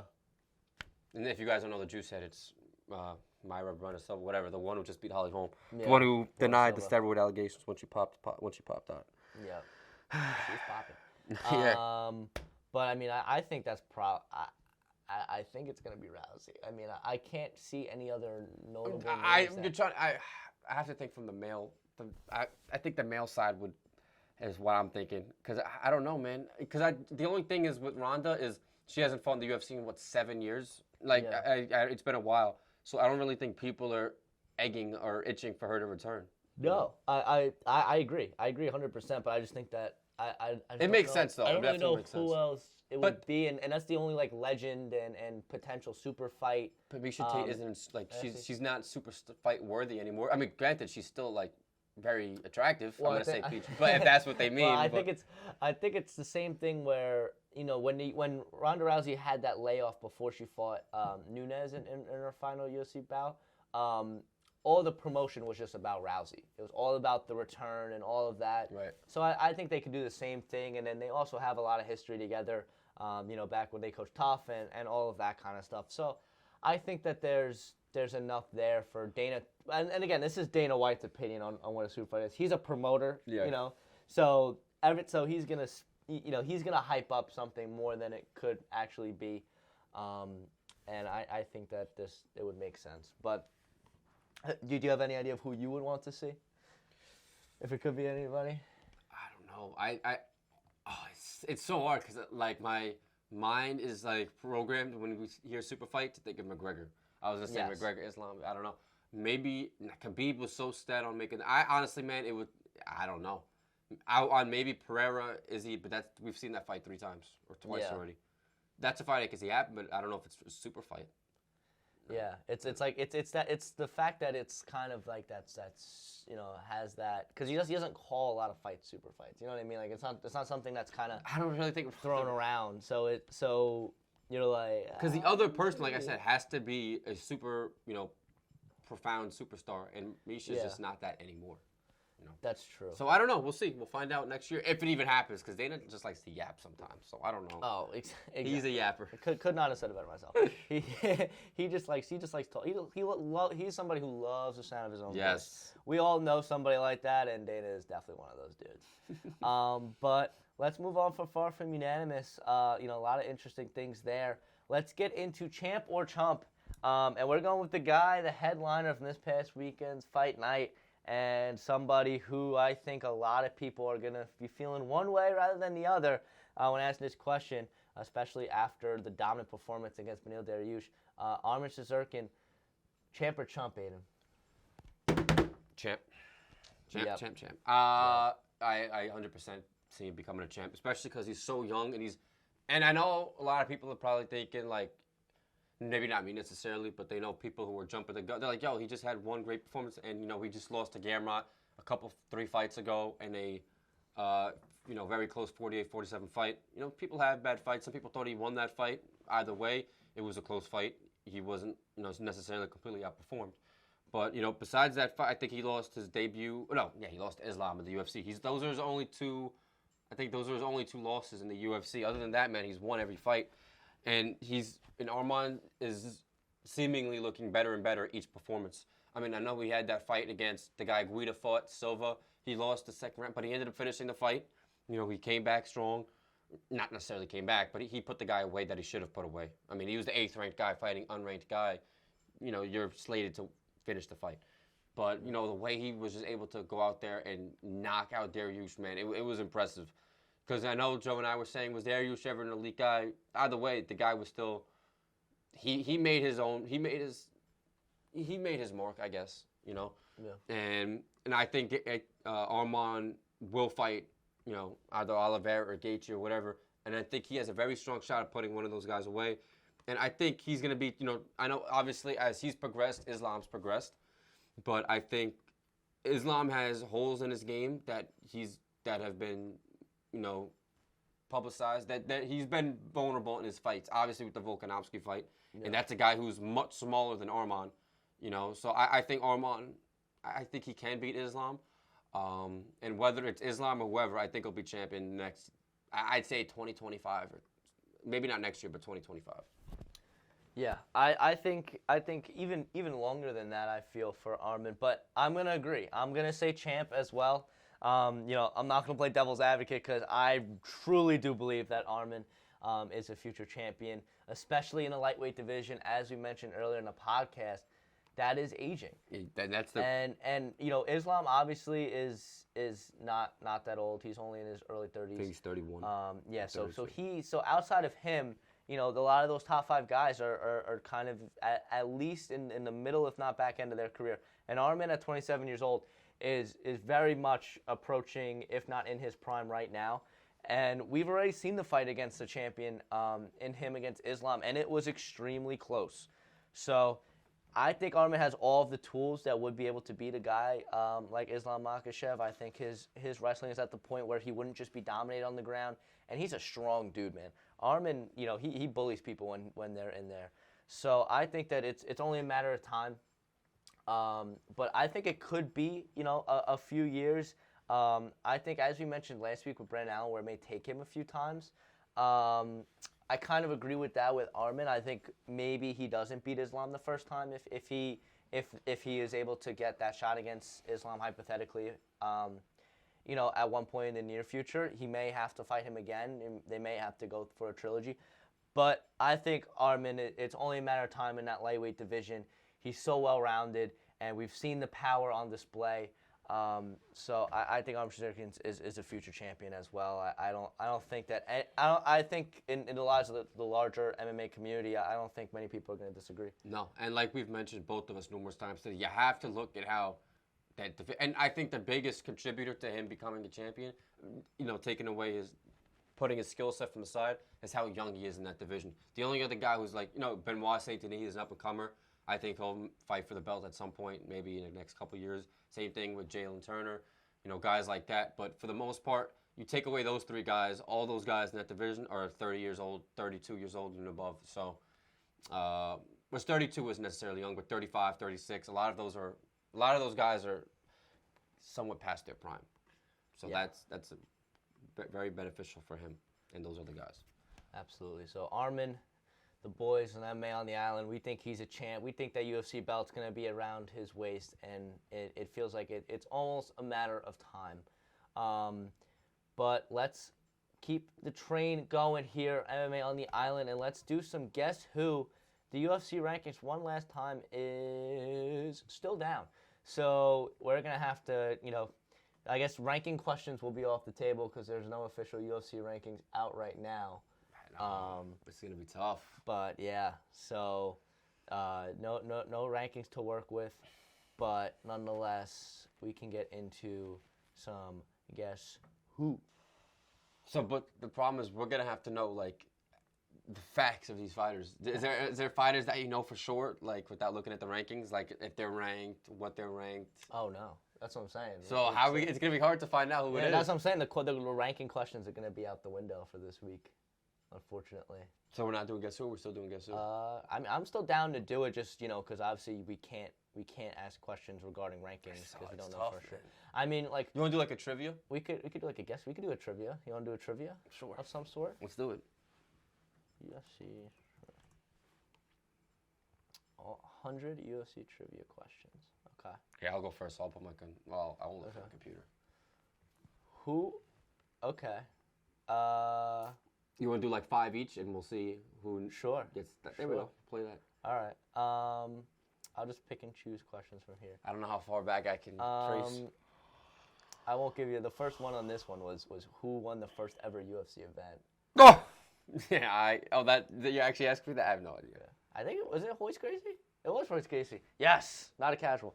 Oh shit! I guess I'm a casual piece of scum. Yeah. Get fucked. No, I'm kidding. But Royce Gracie won the first ever event. Yeah, cause I thought. That's right, because he was wearing the gi and stuff like that. Yes, sir. Yeah, and that was have you seen clips of the first UFC event with Joe Rogan with hair? Oh my god. He was like a pretty boy. Yeah, coming off of 1996. He was. I don't know if he did Fear Factor just yet. No, I think he was a little before Fear Factor. Okay, so we're gonna do some UFC trivia here. So that was a warm-up. So what we'll do 5 questions each. Whoever gets the most right out of the 5 will be the winner. And I'll show you because this site I have here, antiminimalist.com. That's the website you're on? Yeah. Oh, okay. I'm happy you said that because I don't want to go on the same website. Yeah. So we'll each give each other 5 questions, and then whoever gets the best out of those 5. So for my first question for you. Which fighter holds the record for most successful title defenses in UFC history? George St. Pierre. Survey says what? Anderson Silva with 16. Wow, I'm a dickhead. Wow, I should go F myself. Right. He had what, 15 or 16? 16. Wow, I'm actually a POS. All right. That's not bad though. No, that's pretty bad. I should have known that. Okay. I know GSP's second. I think he had 14 or I think 11 or something. No, he was right there. You can't get mad at that guess. That's a good guess. I don't like to lose, man. That's why it's just... Of course. All right, now we're very competitive people here on MMA now. All right, so 0 for 1. Wow, but let's keep going. Who is the youngest ever champion in UFC Okay, that's history? John Jones. That I know. And He's 23 years old. John Jones. There you go. All right, so he's 1 for 2 here. Oh, that's pathetic. Well, this is an interesting one. Okay. Who is the first ever non-American UFC heavyweight champion?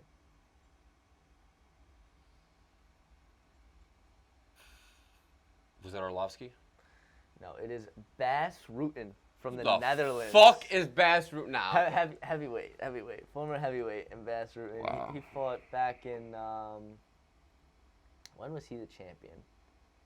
Oh, yeah. Back 2007 to 2016, yeah. So it was quite some time ago. I didn't know the answer to that question either. That's why I asked, to be honest. I was like, that's interesting. All right. Oh, who competed in the most fights? You already said that today. I forgot. Oh no. Okay. Who won the first season of the Ultimate Fighter? Fuck! I should know this.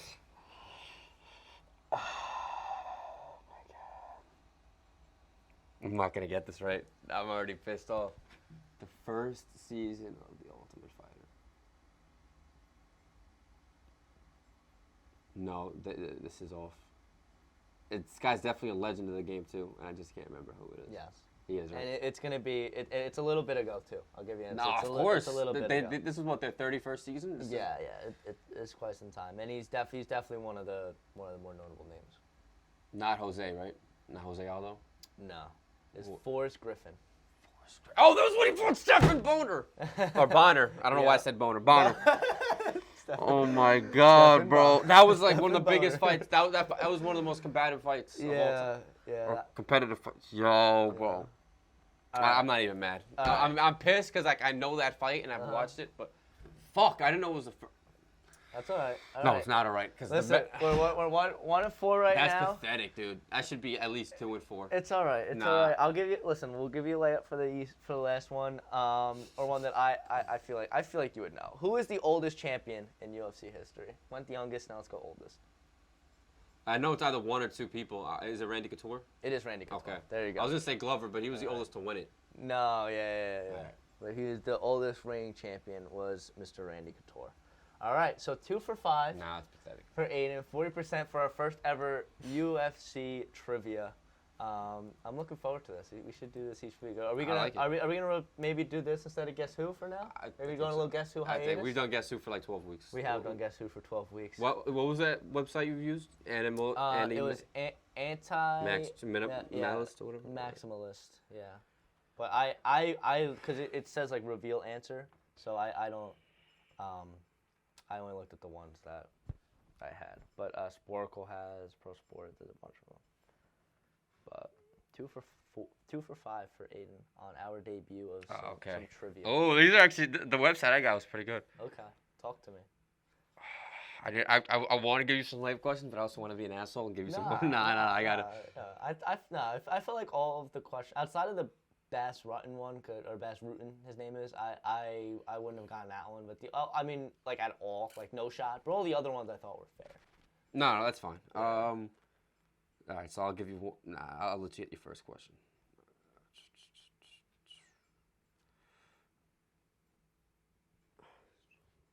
Okay. I'm trying to think. Nah, that's kind of, you probably won't know. I'll ask you that one next. All right.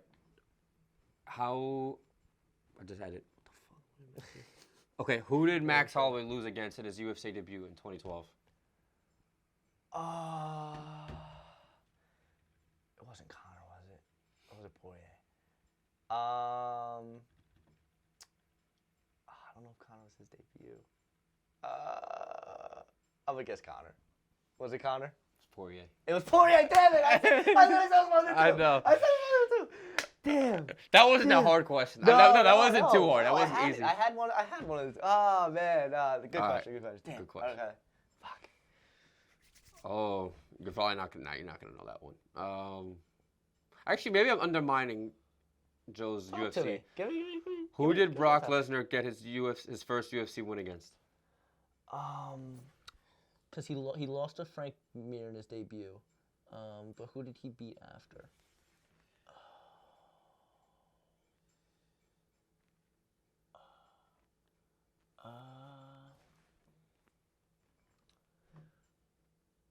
Was it JDS? Junior Dos Santos? No, it was Heath Herring. Heath Herring? Oh, no, I would not. All right, I'm going to give you a layup one because now you're 0 for 2. No, you're good. No, All right. we gotta play fair. But that was, Heath Herring. I've never heard Heath Herring.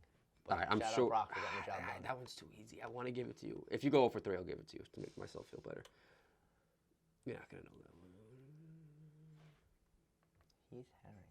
Okay, you'll know this one. Can I ask? Yeah, go for it. How many seconds did it take Jorge Masvidal to knock out Ben Askren?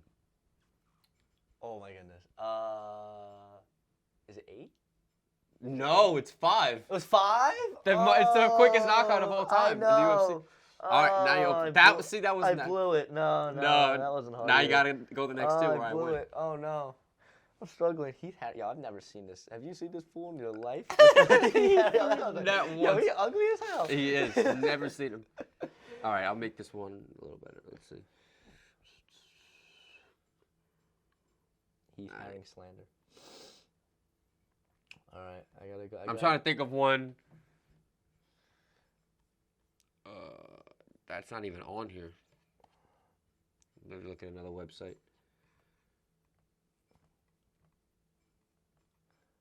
Oh, let's see if you know this one. I'm curious, Brock Lesnar career.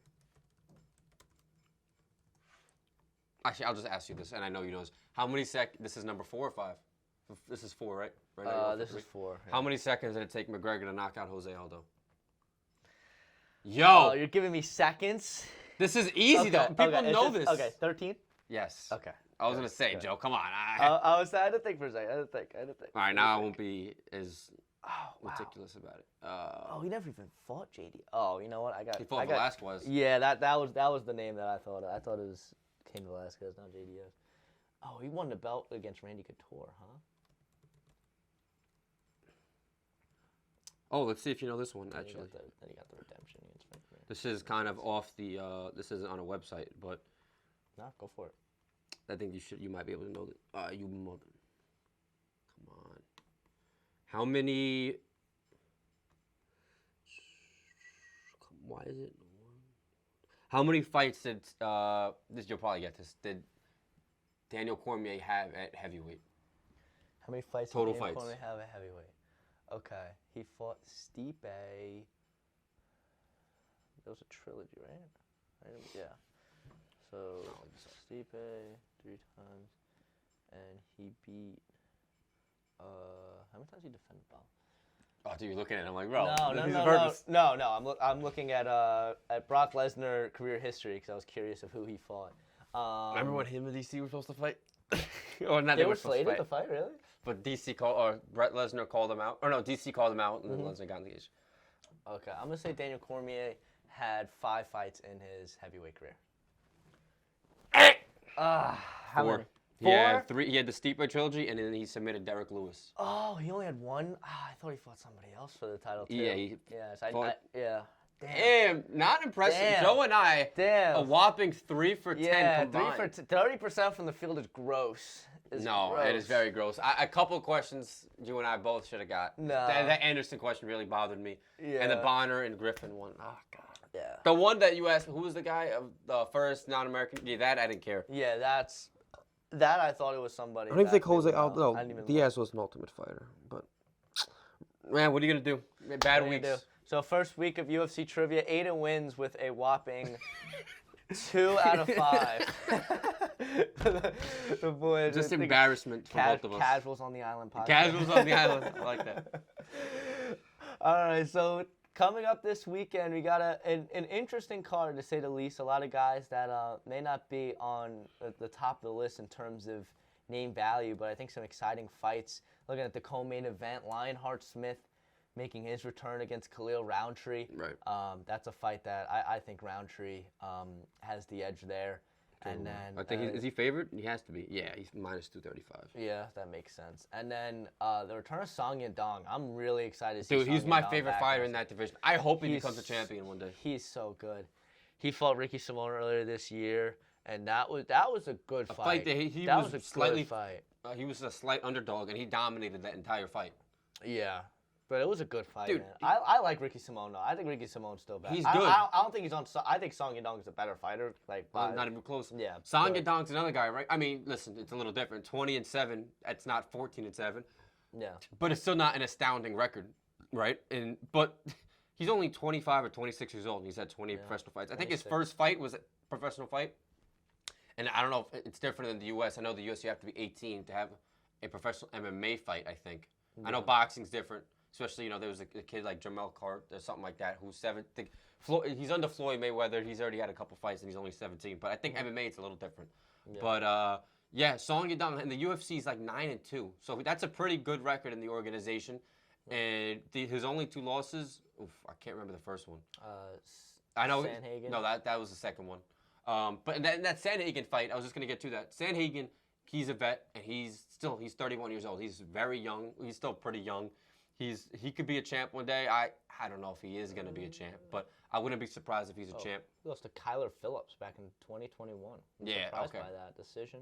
Oh, he outstruck him though. It was the takedowns. Right. And I know a lot of people think that Cheeto fight he shouldn't have won, but nonetheless though, that fight with Sandhagen, I think on 2 of the scorecards it was tied 2-2, going into that 5th round. But the doctor didn't allow the 5th round. But Song, he said he couldn't see, and I think that's what gave it away. But he didn't want to quit. He wanted to keep fighting, and who knows how that 5th round would have played out. But nonetheless, Song, he's young, but the problem is a lot of the guys in that division is young. But he's very young. He's only 26. And I think he'll be a champion one day, maybe at 20, 25, or 26. Because I think he's probably, at this point, he's number 7. I'd probably say, because he's fighting a guy who's ranked 14 in Gutierrez. So I'd probably say after this fight, he's 2 fights away from a belt. Only because there's already a couple of guys in that weight class who are deserving. And O'Malley doesn't strike me as a guy who's going to be active. And I think Dana's going to be okay with that, which is unfortunate to me. But, I guess O'Malley's he's the new poster boy, so he'll get what he wants to an extent. But if he's only fighting, defending his belt once a year, maybe twice, it's going to take a while for these guys to get a chance to contend for the belt. So I think Yadong's probably going to fight for the belt 25, 26. I know he wasn't a guy who we discussed today on Champ or Chump, but I think he'll be a champ. And he has phenomenal boxing. I think if he beats, I'm going to say he'll beat Gutierrez, and I think he'll put him away. But, if he puts away Gutierrez, I think that would set up a fight with, if he doesn't fight Figueiredo, with Peter Yan. I know that's a very anticipated fight because they're both phenomenal boxers. There's fights for Yadong, after this Gutierrez fight, obviously. But I definitely think he'll contend for a belt. And if Marlon beats O'Malley, Marlon, he lost to Song already in a, controversial decision. So there's already build up right there. So we'll see what happens. I'm not saying he'll fight for the belt. He'll fight Marlon if he becomes champ after beating Gutierrez. That makes 0 sense. But if he can beat Gutierrez and then beat a guy in Peter Yan or maybe Henry Cejudo, I don't know. Then definitely. Yeah. We'll see. Yadong's another guy in that stacked bantamweight. This is the one guy we didn't mention, and he's fighting. And he's so young. And he's a dog. 26 years old is crazy. And I think that they're feeding Chris Gutierrez to feel like the. This is a great opportunity for him. It's a huge opportunity for him, especially at 32 years old now, and you're looking at, with 27 belts, 27 belts. Jeez, he's a pretty damn 27 good champ. Fights under 27 belts. He doesn't have enough limbs for that. I know. But there's not enough body on Chris Gutierrez to fit all those belts. But 27 fights professionally. He's somebody that is a veteran of the game. And he's now at the 14th slot. He has a big opportunity. Do I think he seizes it? If he fights anything like he did against Pedro Munoz earlier this year, where Munoz looked a lot better than he did. I know he got back on track. This is a fight that I did not catch against Alan Ticelli. I don't even know. This dude literally has one name. Similar to like Sumerdaji. He's fighting this week too. Is he? Yeah. Sumerdaji's back in? He's fighting right before Anthony Smith. My guy Sumerdaji's back. That's my guy right there, Sumerdaji. I'm looking forward to Sumerdaji's getting a victory. First round finish. You heard it here first on the pod. Yeah, but I think Song is just too. I just think he's too good on the feet, and Gutierrez is good on the feet. But like you said, if he fights like how he did against Munoz earlier this year, Song's putting him away. Easily. That's why he's a minus 400 favorite. So you're not going to get a lot of value for betting Song Yadong. Maybe not straight money line. Maybe first round knockout, second round knockout. You might get something. I think we'll put him away in the third round. I think I say third round KO. All right. Well, that's Ains bet. I'm gonna say even earlier. I'm gonna say second. Okay. I think he pieces him up in the first round, and then Gutierrez comes out in the second, and it's one of those knockouts where he kind of like. But you think Gutierrez is getting the second round knockout? No. Oh. I think Yadong puts it on Gutierrez, and Gutierrez barely is able to make it out of the first round, and then second round he gets finished. I agree. I say third, but I wouldn't be surprised. Yeah, of course. But let's see if you have anything more to say about this upcoming fight card. Let's see. Andre Munoz coming back against Park Jun-young. Yeah, Munoz is on a little bit of a losing skid. We already mentioned Smith. Oh, Song Keenan, the guy who knocked down Ian Gary, is featured prelim. Hopefully, we'll see how he does there. There you go. Was Song Keenan? Unfortunately, Song Keenan. Did I say Song Keenan? Yeah, whatever. Unfortunately, this fight isn't really packed from top to bottom, so there's only so much we can talk about. Yeah. But I can't wait to watch that main event, and I think Khalil Rountree going to put a beating on Anthony Smith, but we'll see. Yeah, absolutely. I agree. But with that, that is going to do it for MMA on the Island, episode 17. I thought was another great episode in the books, but let me tell you, episode 18, we're talking about UFC 296. Oh my gosh. The next week is one that I've been looking forward to a long time, just because I know how fired up this man to the right of me is going to be, because it is his boys coming back. It's going to be a big title fight. Bro, he hasn't fought in 21 months, man. I've been itching Dude, for it. I'm getting chills just thinking about 296, because that fight card is awesome. When I was in boot camp last year, and I actually had somebody mail me a letter to tell me how Colby Covington did in that fight. I was so excited against Jorge, because I just wanted to know so badly. Yeah, tell me how he performed. That's incredible. Well, listen, if you ever have to go back and you need someone to mail, I'll mail that letter. Don't worry. No, I'll personally deliver it.